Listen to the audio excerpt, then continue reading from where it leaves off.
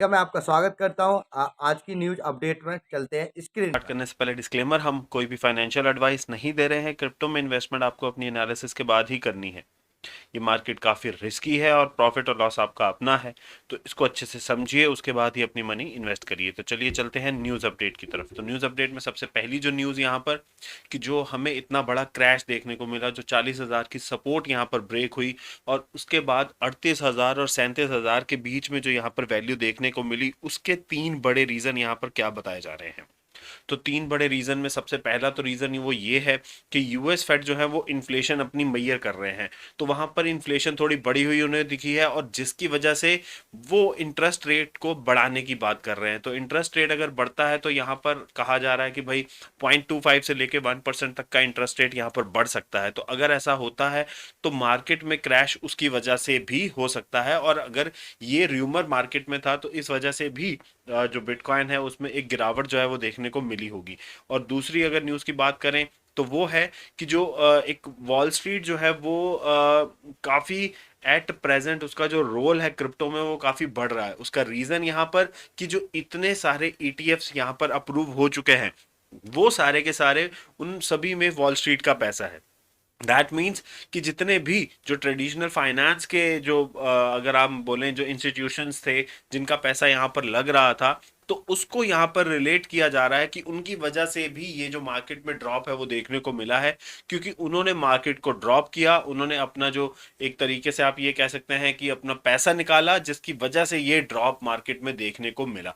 और तीसरा जो बड़ा रीजन यहाँ पर वो है रशिया की तरफ से।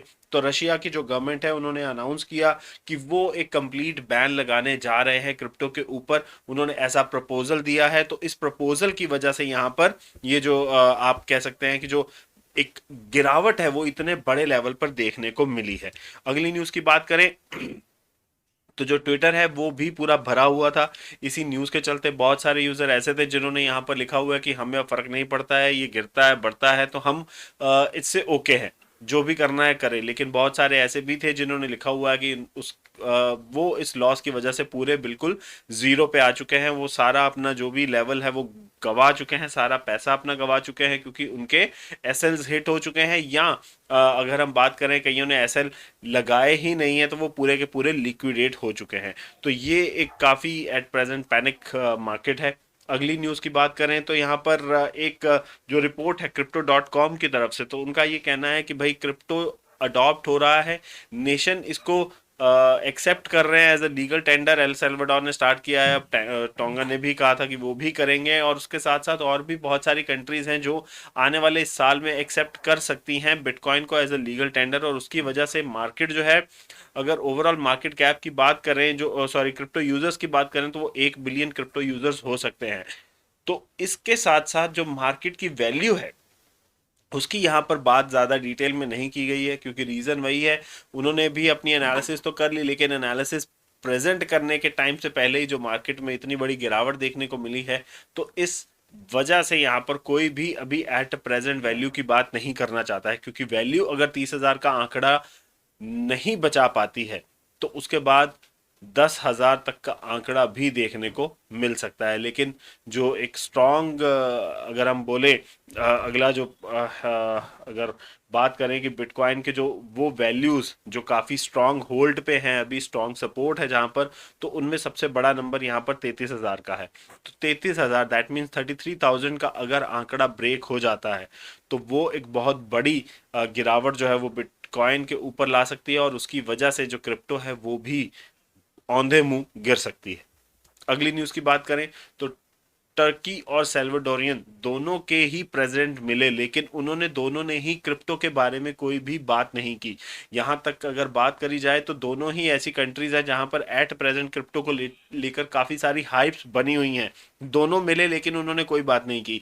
तो इस वजह से भी मार्केट जो आप ये कह सकते हैं कि जितने भी जो क्रिप्टो रिलेटेड जो सेवी पर्सन थे वो काफी निराश हुए हैं, और उसके चलते भी मार्केट में एक जो नेगेटिव सेंटिमेंट है वो आ जाता है। अगली न्यूज की बात करें तो थाई रूलिंग जो पार्टी है उसके जो एक एमपी हैं, उन्होंने बोला है कि भाई अगर आप क्रिप्टो के ऊपर टैक्सेशन लगाओगे, क्योंकि यहाँ पर टैक्सेशन की बात हो रही थी कि 40% भी टैक्स लग सकता है, लेकिन उसके बाद एक न्यूज आई कि नहीं थोड़ा कम लगाएंगे। लेकिन अब ये एमपी बोल रहे हैं कि भाई अगर आप टैक्स लगाओगे तो ये काफ़ी इम्पैक्ट करेगा जो इन्वेस्टर्स हैं उनको, जिन्होंने भी क्रिप्टो में इन्वेस्टमेंट करी हुई है उनको काफ़ी इम्पैक्ट कर सकता है अगर आप यहाँ पर टैक्सेशन लगा देते हैं क्रिप्टो के ऊपर। अगली न्यूज़ की बात करें तो इतनी बड़ी जो लिक्विडेशन हुई है तो उसमें ऑल्ट कॉइन में बहुत बड़ी लिक्विडेशन देखने को मिली है। करीब $700 मिलियन की यहाँ पर ऑल्ट कॉइन में लिक्विडेशन हुई है, बिटकॉइन जब ये अपना 40,000 का आंकड़ा जो है उसको खो गया था।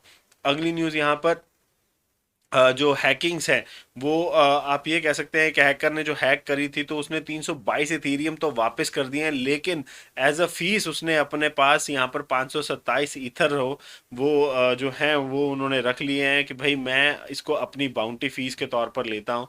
तो ऐसे जब इंसिडेंट होते हैं तो एक आप ये कह सकते हैं कि मार्केट में गिरावट के लिए ये भी एक रीज़न बन जाते हैं जब लोगों का पैसा जो है वो डूब जाता है हैकिंग की वजह से।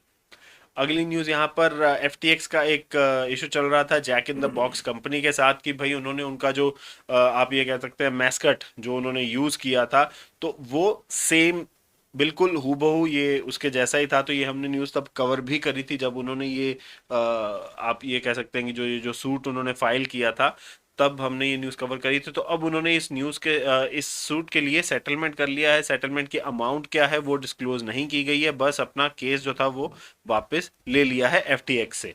अगली न्यूज़ की बात करें तो न्यूयॉर्क के जो मेयर एडम्स हैं उनको पहला अपना पेचेक क्रिप्टो करेंसी का इस फ्राइडे को मिल गया है। अब अगर बात करें तो आपके पास जब ये न्यूज़ पहुंच रही है तो ये हो चुका है ऑलरेडी। हम ये न्यूज़ कल वाली कवर कर रहे हैं आपके लिए, लेकिन ये न्यूज़ ऑलरेडी अब एट प्रेजेंट हो चुकी है। उनको उनका जो सैलरी है फर्स्ट सैलरी वो क्रिप्टो में मिल चुका है जैसे कि उन्होंने बोला था। अगली न्यूज़ की बात करें तो SEC ने एक बिटकॉइन का स्पॉट ETF का जो अप्रूवल था उसको रिजेक्ट कर दिया है, तो ये भी एक नेगेटिव न्यूज़ है।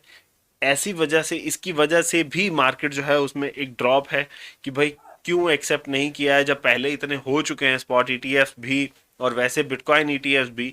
तो इस केस में क्या प्रॉब्लम रही और क्यों यहाँ पर जो SEC है उन्होंने इसको रिजेक्ट कर दिया है, तो ये भी एक मार्केट के लिए काफ़ी नेगेटिव इम्पैक्ट लेकर आया। अगली न्यूज़ की बात करें तो Binance.US जो है वो अब कनेक्टिकट में उन्होंने अपना अलाउ कर दिया है। बिटकॉइन और इथीरियम की ट्रेडिंग ही सिर्फ उन्होंने अलाउ करी है कनेक्टिकट के सिटीजन्स के लिए, बाकी यहाँ पर अभी एट प्रेजेंट हर जगह पर नहीं चल रहा है। लेकिन Binance.US कनेक्टिकट में अब अप्रूव हो चुका है और यूज़र्स को अवेलेबिलिटी मिल गई है कि वो बिटकॉइन और इथीरियम बाइन कर सकते हैं।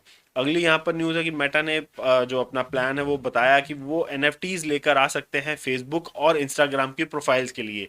तो दैट मीन्स प्रोफाइल में आप NFTs को लगा सकते हैं और इसकी वजह से अगर ऐसा होता है तो दैट मीन्स आपको NFT की सेल और परचेज भी अवेलेबल हो सकती है मेटा के प्लेटफॉर्म्स के ऊपर। तो फ्रेंड्स ये थी आज की न्यूज़ अपडेट, आपको कैसी लगी ज़रूर बताइएगा और चैनल को भी सब्सक्राइब करें अगर नहीं किया अभी तक और बेल नोटिफिकेशन का आइकन ज़रूर दबाइएगा ताकि आपको वीडियो के नोटिफिकेशन टाइमली मिलते रहें। तो मिलेंगे अब आपसे अगले अपडेट में, तब तक के लिए थैंक यू वेरी मच।